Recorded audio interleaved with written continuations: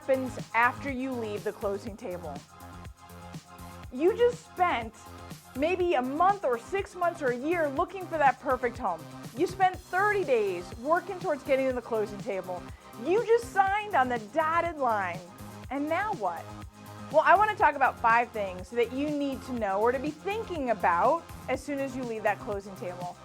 Number 1 is the mortgage payment. I mean, I know that seems obvious, but not everybody knows that you get to skip that next month and that you don't always get a bill in the mail in time for your first payment to be due. So here's a couple things to keep in mind. Whether you sign on the 1st, the 15th, or the 31st, you get to skip the very next month. So if I sign on March 15th, I get to skip April. My first mortgage payment is due on May 1st. Well, maybe the servicer hasn't mailed me my payment coupon in time for May 1st payment to be due. It's really important to pull out the payment coupon from your closing package. Keep that somewhere that you can grab it. And set a reminder on your calendar knowing that you have to pay that first payment on May 1st. You do get some leeway, as there is a regulation that allows for up to 60 days where no lender or servicer can report a late payment to your credit report. It gives you time to acclimate and gives them time to get your mortgage into their system. But having that little note on the calendar absolutely helps. The second part of that is your HOA. Your HOA monthly payment was included in your mortgage eligibility. So we talk about it all the time, that your PITI, your principal, interest, taxes, and insurance, and your HOA is all this monthly payment every single month. And that's used to qualify you for that home purchase. But it doesn't get paid in the same bill.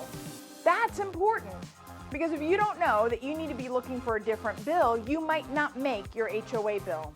And did you know that if you miss those bills, they can actually add a lien to your home? So you don't want to do that.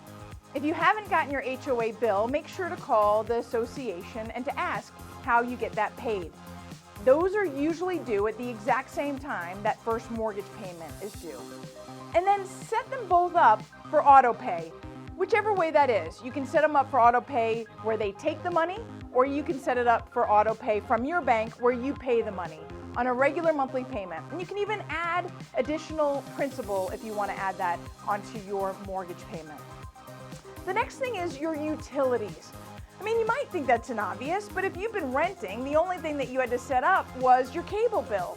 But now you've got to think of what is your water, your sewer, yes, your cable, what's your trash? Who are your vendors and who do you reach out to set up those services?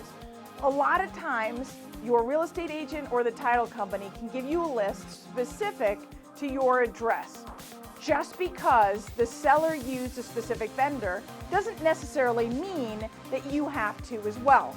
Some of them, you only get one choice, but some of them, you get multiple choices. So do your research and make sure to set up all of your utilities. The next thing is making sure to guard yourself against spam or phishing, right? You think that, well, you know, I know what to look for in those emails, or I know what to look for now with the text messages are coming across. But this is going to be a little different because now you're a homeowner. It's going to be made to look important to your loan. A lot of times they'll use the logo of the lender or the servicer on the letterhead. But make sure you look at the fine print, because down at the bottom it could easily say another company, a marketing company, looking to pull you in as a lead or an opportunity to get your personal information. So don't answer anything about your mortgage or your personal information unless you're 100% sure that it's not spam or phishing, or call your lender. I can't tell you how often I get a text or an email with a picture of whatever that advertisement is saying, is this real? And I'll let you know right away. If it's an opportunity you should take advantage of, great. If it's not, throw it away. A lot of times they want to sell you a copy of your deed, a copy of the deed that's in your closing package. Yet people pay for it. So it's those kinds of things that you want to make sure that you watch out for.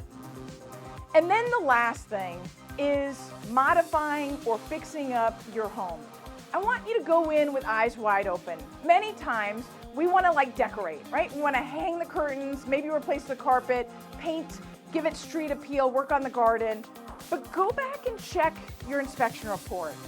Use it as a guide, a to-do list, a work list, right? And are there things that need my attention before I spend money on new carpets or paint?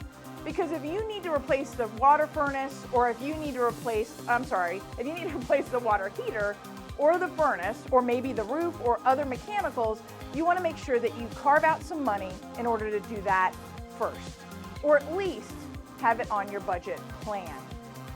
Well, that's it. That's a wrap. I hope you guys have a successful closing, and even better, an absolutely welcoming home to come home to every day.